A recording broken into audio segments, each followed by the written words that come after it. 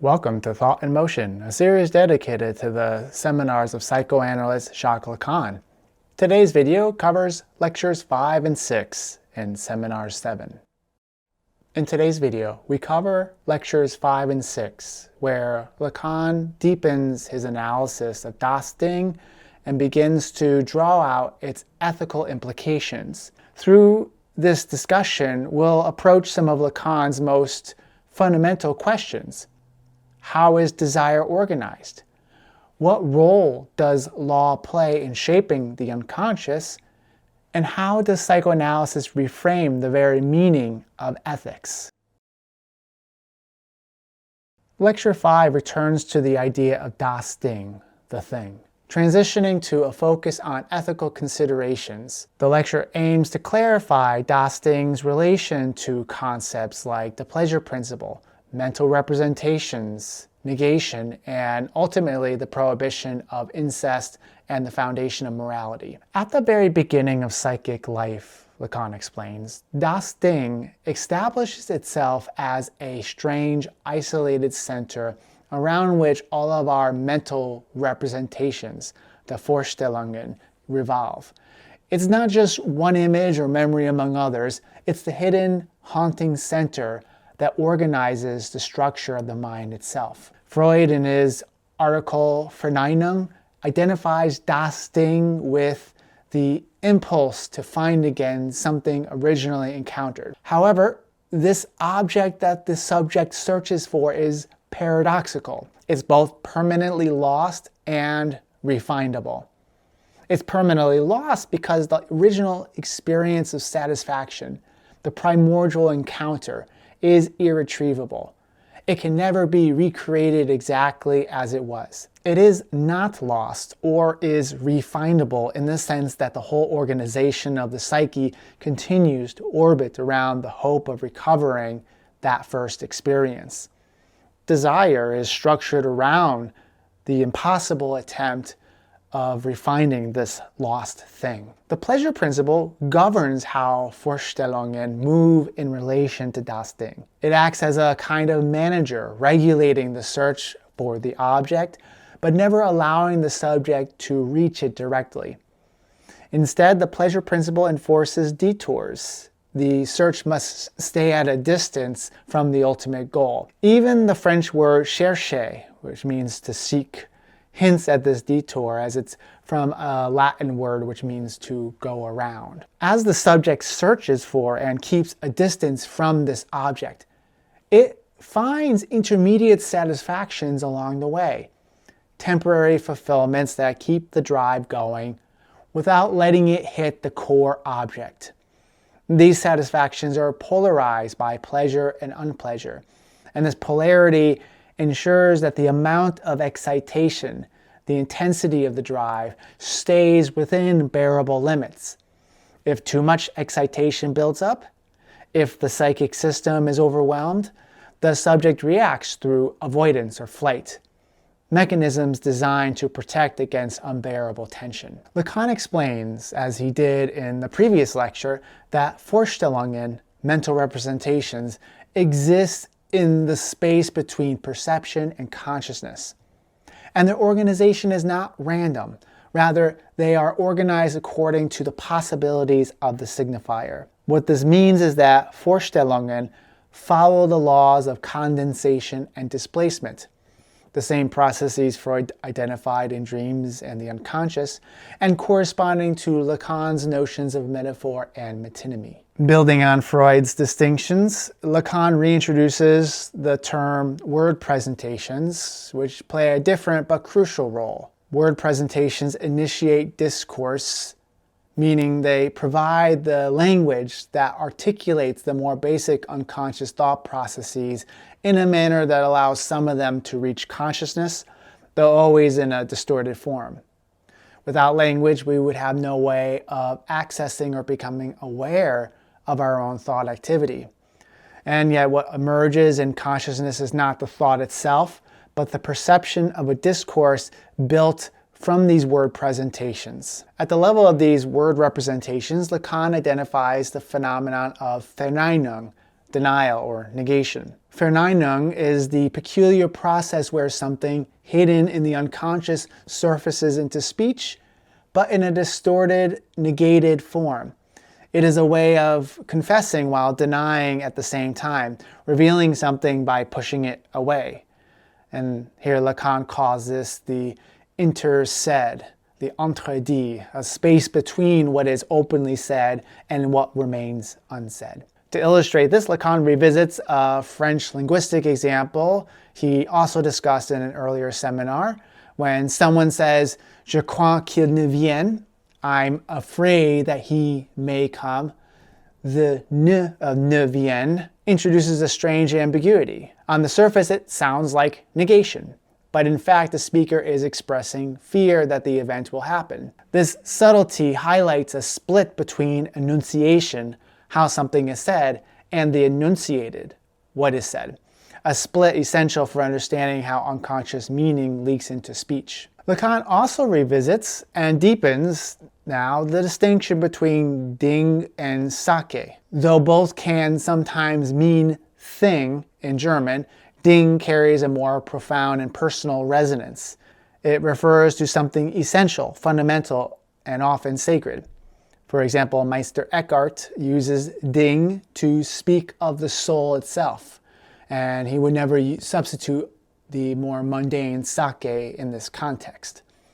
Thus, when Lacan speaks of das Ding, he means more than just an object, a mere thing. He refers to the core of desire and the profound, unnameable center around which human experience and morality are organized. In the final section of this lecture, Lacan returns to the moral dimension of das Ding, linking it to the law of prohibition of incest. At the deepest level of the unconscious, Lacan teaches, the fundamental desire is the desire for the mother. But here, mother doesn't simply mean the actual biological mother. Rather, she's understood as occupying the place of das Ding, the absolute lost object that originally provided total satisfaction. This first satisfaction in infancy, the feeling of complete immediate fulfillment, becomes an idealized memory, but it is also forever inaccessible. It's not just that the mother is physically absent, rather the state of total perfect satisfaction itself is impossible to recapture. If this desire for the mother, as das Ding, were somehow satisfied fully, if the subject were to merge again with this primal object, it would not produce a lasting happiness. It would instead destroy the very structure of human subjectivity. Now, why is that? Because the entire world of demand and desire, everything that keeps us moving, searching, speaking, wanting, is built precisely on the absence of the thing. The unconscious is structured around lack. It organizes itself through a chain of substitutions that orbit around what is missing. This gap, this structural not having, is what makes desire possible at all. If one could reach das Ding, if one could satisfy the fundamental desire, the entire symbolic network would collapse. There would be no need to speak, to desire, to think, because the original unity would have been restored. In Lacan's terms, the subject would fall out of the symbolic order altogether, returning to a kind of psychotic or death-like fusion. Lacan then connects this analysis to the Ten Commandments and Freud's theory of morality. Freud, according to Lacan, affirms that the prohibition of incest is the founding law upon which all culture and ethics are built. This is not just a historical or anthropological claim. It reflects something structural and necessary at the deepest levels of human life. Interestingly, Lacan points out that the explicit prohibition of incest, such as a commandment against sleeping with one's mother, does not appear among the Ten Commandments. Nonetheless, Lacan suggests that the Ten Commandments should be interpreted as rooted in this prohibition, even if they don't state it directly. Why is that? Well, because the prohibition of incest is the indispensable condition of speech itself, for reasons already suggested when we discussed the necessary distance from the mother. This prohibition establishes that necessary distance. Without it, there would be no symbolic order, no language, no society. So the Ten Commandments, in this sense, regulate and guarantee the very condition that allow for speech and symbolic life to exist. The Ten Commandments themselves are predicated then upon this more primordial prohibition. The Ten Commandments themselves being a production of speech and symbolic life. Finally, Lacan brings the lecture to a conclusion by returning to Freud, who shows that there is no sovereign good, no final universal good outside of Das Ding. But since Das Ding is the mother and the mother is tied to the forbidden object of incest, the sovereign good is necessarily a forbidden good. Thus, Freud overturns the traditional view of moral law. Moral law, for Freud, and for Lacan following him, is not grounded in some transcendent good. It is built instead on loss, prohibition, and desire for what must not be attained. And this inverted foundation of morality, where the highest good is precisely what is forbidden, is one of Freud's most radical contributions. Lacan begins Lecture 6 with a thought experiment. Imagine a simple soul, that is an individual unschooled in the thought of Lacan, trying to summarize what Lacan has been saying so far in the seminar. This person, according to Lacan, would describe how Lacan situates Das Ding at the center of the subjective world. However, while somewhat correct, it's a paradoxical center. Although Das Ding is at the center, it actually stands outside the symbolic structure of the unconscious. It's something strange and foreign, yet deeply internal, a prehistoric other that we can never truly represent nor forget. Because Das Ding lies beyond the symbolic, our relationship to it is always mediated and distorted by the structures of language and signification. Even our sense of what is good, something we might think of as intuitively felt, is no exception.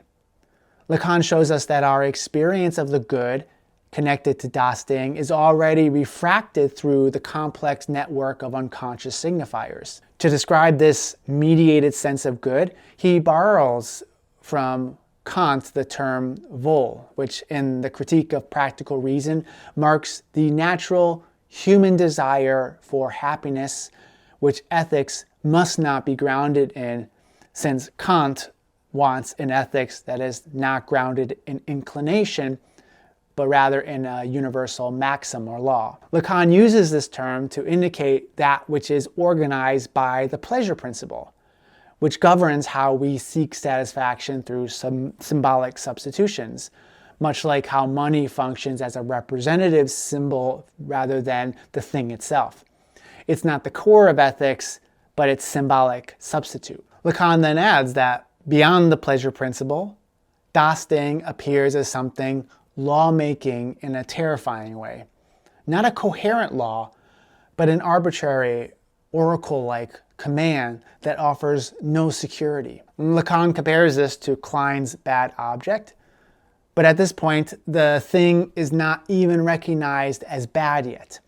It simply evokes an overwhelming intensity that we respond to through defense mechanisms, which take the specific form of unconscious lying, connected to Freud's concept of the proton pseudos, the first lie.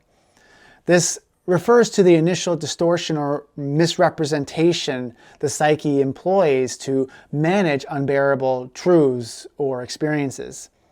In the context of Das Ding, the psyche unconsciously lies to itself, creating narratives or symbolic representations to veil the raw, unmediated presence of this enigmatic core. This self-deception serves as a protective barrier, allowing the individual to navigate life without being constantly overwhelmed by the profound intensity emanating from Das Ding. Kant illustrates this with Freud's case of Emma, whose phobia of entering shops, the lie the subject unconsciously tells itself, conceals an earlier trauma of an assault. Her symptom masks the deeper memory, illustrating how the subject's relation to Das Ding is registered as bad only indirectly through symptoms. Lacan then explores the intricate relationship between ethics and the reality principle, illustrating how our perception of reality has historically been anchored in predictable patterns. For instance, the consistent movement of celestial bodies provided a dependable framework, guiding human activities like agriculture and navigation. However, the advent of modern science, marked by figures such as Galileo and Newton, disrupted this view. The revelation of an evolving, dynamic universe challenged the notion of a stable reality, leading to a crisis in ethical foundations that were previously based on the assumption of an unchanging reality. In response to this upheaval, Kant redefined ethics by proposing that moral action should not be influenced by personal inclinations or consequences, all things that can be changing. Instead, they should be guided by maxims that can be universally applied as moral laws. This stringent ethical framework finds a provocative counterpart in the philosophy of Marquis de Sade. In works like Philosophy in the Boudoir, Sade posits that if traditional moral structures collapse, individuals should embrace the inversion of these morals, advocating for the universal right to pursue personal pleasure even at the expense of others. Now, while Sade's perspective is often deemed abhorrent, Lacan points out its logical coherence when stripped of any kind of sentimental judgments, the various sentiments that Kant also excludes from genuine moral deliberation. So Sade serves as a dark reflection of Kantian ethics. Both construct an absolute moral system, but Sade exposes the unsettling ramifications of such an unyielding framework. Turning once again to the Ten Commandments, Lacan reflects on how commandments shape the relationship between law and desire. The commandment, "Thou shalt not lie," reveals how lying is already built into the structure of desire, and we saw this illustrated earlier. The unconscious itself lies while trying to tell the truth. This law brings to light this structural feature of subjectivity. "Thou shalt not covet" is even more profound for Lacan. It's not just about desiring things, but about desiring the neighbor's thing, the hidden good that grounds their being. The law itself doesn't create the thing, that which is coveted. But by prohibiting it, the law awakens desire for the thing. Without the law, there would be no sense of lack. But with the law, the thing flares up. This leads Lacan to paraphrase St. Paul's famous lines penned in the epistle to the Romans, wherein he being Lacan, replaces the word sin for the thing. And so human desire, according to this transformed quote, is structured by its relation to the law. It desires precisely what is forbidden by it. Lacan closes this lecture by suggesting that psychoanalysis must move beyond the old dialectic of law and desire through creating what is called here a kind of erotics, an experience of desire beyond law. Lacan says that Freud hinted that psychoanalysis could have been called an erotics, but he chose theory of sexuality to stay more precise. Still, the question remains: how do we confront das Ding, the open wound at the center of desire? And Lacan plays on certain words here. How do we transform our damage or damage into our lady, our dame, acknowledging the risk, the danger, but also the dignity involved here? And he promises to continue exploring these incontestably perilous waters in the lectures that come, as we will in the videos to come. Thank you for making it to the end. If you got something on this video and want to support this work, you can do so by liking this video, sharing it with others, and subscribing to the channel if you haven't already. And if you would like to support this work financially, you can do so through the Super Thanks button here on YouTube, down below.